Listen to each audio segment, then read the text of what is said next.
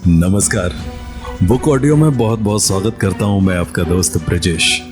और दोस्तों, आज मैं लेकर के हाजिर हूं परशुराम शर्मा का रहस्य और रोमांच से भरपूर उपन्यास खून का बदला खून। चलिए बढ़ते हैं कहानी में आगे की ओर। जब मुझे थोड़ा थोड़ा होश आया तो तेज बारिश हो रही थी। मुझे लगा कि मैं मर रहा हूं। भयानक पीड़ा, बारिश की अंधेरी रात, कहाँ हूं कुछ पता नहीं। हर तरफ कीचड़ सना था। तो क्या उन्होंने मुझे मरा समझकर किसी निर्जन स्थान में फेंक दिया है? अपनी पूरी ताकत लगाकर मैं धीरे धीरे खिसकने लगा। एक बार मैंने सामने से धुंधलाई रोशनी गुजरती देखी। यकीनन यहां कोई सड़क थी, करीब 17 गज दूर। 17 गज का फासला तय करते करते कहीं मेरा अंत न हो जाए। एक बार उठा, फिर गिर पड़ा। मेरे जीवन का सबसे भयानक समय वही था जब मैंने फासला तय किया था। सड़क के किनारे पड़कर मैंने उल्टी सीधी सांसें ली। बारिश का जल मेरे मुंह, मेरी आंखों में घुसा जा रहा था। मैं और आगे बढ़ा, बीच सड़क पर जा लेटा। फिर मैंने दूर हेडलाइट चमकती देखी। वो मेरी तरफ ही बढ़ रही थी। एक बार मैंने सोचा कहीं वो मुझे कुचलकर आगे न बढ़ जाए, पर अब मेरे अंदर 1 इंच खिसकने की भी शक्ति नहीं थी। हेडलाइट जल्दी ही नजदीक आ गई। मैंने महसूस किया वो कोई ट्रक है। मैंने बड़ी कठिनाई से घुटने टेक कर दोनों हाथ उड़ाए। हेडलाइट सीधी मेरे शरीर पर पड़ी। फिर वो ट्रक बिल्कुल मेरे पास रुक गया, इतना पास कि मेरे दोनों हाथ उसके अग्रिम भाग से टकरा गए। वो नंबर प्लेट थी जिस पर मेरे हाथ पड़े थे। मेरी निगाह ट्रक के नंबर पर पड़ी। ये तो मॉरिस का ट्रक था। फिर मैं बेहोश हो गया। जब होश आया तो मेरे सारे शरीर पर पट्टियां बंधी थी। मॉरिस मेरे पास ही बैठा था। उसका खून शायद उबल रहा था। वो जानना चाहता था कि मेरी ये हालत किसने बनाई, लेकिन वो कुछ बोल नहीं रहा था। खामोशी से मुझे देख रहा था। मैंने मुस्कुराने का असफल प्रयास किया। फिर मेरे मुंह से निकला, किसा बार मिलन। उसने मेरे कंधे पर हाथ रखा। फिर नर्स को कुछ समझाने लगा। वो उठ खड़ा हुआ। मूक निगाहों से उसने मुझे देखा। मैं समझ गया वो क्या कहना चाहता है। मैं ये भी जान गया कि अब वो कहाँ जाएगा। मैंने उसे मना करना चाहा, लेकिन वो नहीं रुका। मेरा नौकर हैरी आया। मेरी हालत देखकर वो रोने लगा। नर्स ने उसे वहां से हटा दिया। पट्टियां मेरे सिर से लेकर पांव तक फंसी थी। काफी खून मुझे चढ़ाया जा चुका था। 2 दिन बाद मुझे मॉरिस के बारे में मालूम हुआ। वो पुलिस स्टेशन में बंद पड़ा था। उसने मुझ तक खबर भिजवाई थी कि मैं किसी प्रकार की चिंता न करूं। जैसा कि मुझे बाद में मालूम हुआ, मॉरिस ने गिजावार में 10 आदमियों को इस कदर घायल कर दिया था कि वो सब अस्पताल में पड़े थे। उसका मालिक भी अस्पताल में था। दंगे फसाद के दौरान ही मॉरिस पकड़ा गया था। मुझसे मिलने नेटा भी आई थी, जिसने बताया कि जेनिस जल्दी ही शिकागो आने वाली है। 2 महीने बाद मुझे हॉस्पिटल से छुट्टी मिली, परंतु जब मैंने अपने आप को आईने में देखा तो खुद को देखकर डर गया। मेरे चेहरे पर कई जख्मों के निशान थे और जितना मैं सुंदर था, अब उतना ही बदसूरत बन गया था। फ्लैट में अंधेरा था और सिर्फ शीशे के सामने धीमा उजाला था। मैं अपने आप को शीशे में देख रहा था। हैरी को मैंने सो जाने के लिए कह दिया था। मैं मॉरिस से मिलने के लिए उतावला था, जो कि जेल में बंद था। अचानक मुझे पीछे से आहट मिली। मैंने घूम कर देखा। नेटा मेरे सामने खड़ी थी। हालांकि वो अंधेरे में खड़ी थी, परंतु मैं उसे पहचान गया था। वो खामोश खड़ी मुझे देख रही थी। उसके चेहरे पर गंभीरता थी और जान पड़ता था जैसे वो मुझे कोई बुरी खबर सुनाने आई है। ऑल, मुझे तुमसे कुछ बात करनी है, उसने दरवाज़ा बंद करते हुए कहा। वो मेरे सामने आकर बैठ गई। उस समय नेटा मुझे जेनिस से भी अधिक सुंदर लग रही थी।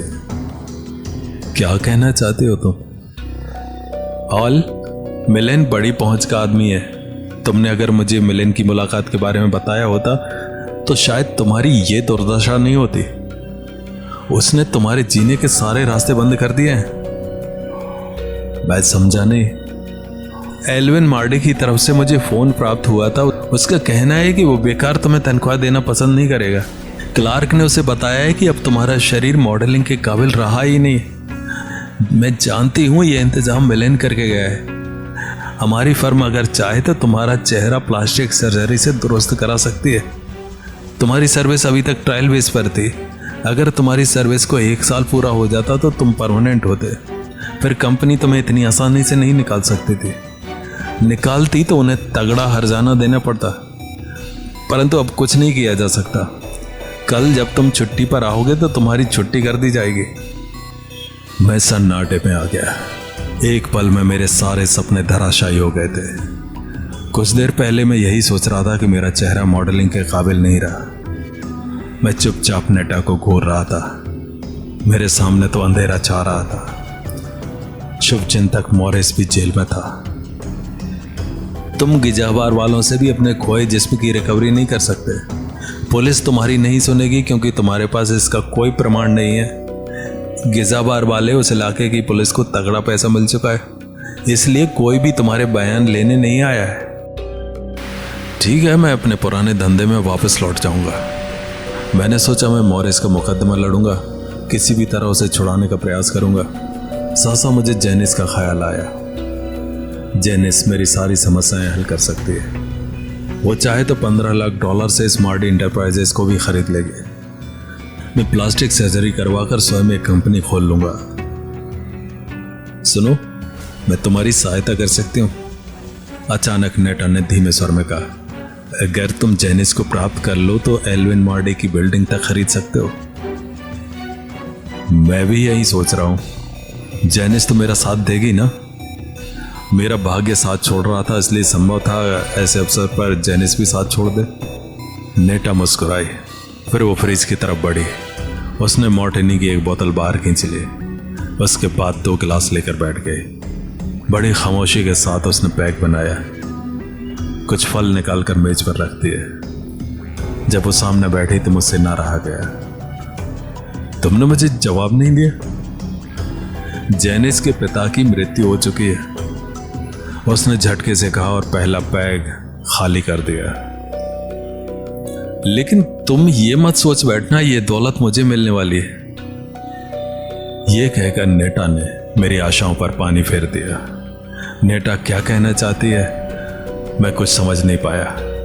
अब वो मुझे एक रहस्यमय युवती लग रही थी। मुझे क्यों उलझन में डाल रही हो तुम? कहना क्या चाहती हो? तुम अगर जेनिस से विवाह करोगे तो वो दौलत से हाथ धो बैठोगे और जब उसे इसका एहसास होगा तो संभव है वो खुद तुमसे किनारा कर जाए। अगर ये अक्लमंद अमेरिकन लड़की हुई तो एक मर्द के लिए इतनी संपत्ति नहीं छोड़ेगी। मेरी बात को तुम इस प्रकार समझ सकते हो। मरने से पहले जेनिस के सन की बाप ने अपनी वसीयत लिख दी थी। जानते हो वसीयत क्या है? अगर मैं तुम्हें वो पढ़कर सुना दूं तो तुम स्वयं समझ जाओगे कि वो बूढ़ा मरते मरते तुम्हारे लिए कब्र खोद कर गया है। अभी जेनिस को इसका पता नहीं कि जब वो किसी से शादी करने जाएगी तो उसके पिता का कानूनी सलाहकार उसे वसीयत सुना देगा। वसीयत के अनुसार जेनिस किसी ऐसे व्यक्ति से शादी करती है जो $1 लाख से कम पूंजी का मालिक हो, तो उस हालत में जेनिस को सिर्फ $5,000 बाप की प्रॉपर्टी से मिलेगा। बाकी सारा धन ट्रस्ट के नाम कर दिया जाएगा। फर्म से उसके सारे शेयर समाप्त कर दिए जाएंगे। यदि जेनिस किसी ऐसे व्यक्ति से विवाह करेगी जो $1 लाख से अधिक का मालिक हो तो जेनिस को पूरी प्रॉपर्टी प्राप्त हो जाएगी, परंतु ये प्रॉपर्टी 5 वर्ष से पहले वो इस्तेमाल नहीं कर सकती। अर्थात 5 वर्ष उसे ऐसे पति के साथ रहना ही होगा। 5 वर्ष बाद वो पति पत्नी इस धन के बराबर के मालिक होंगे।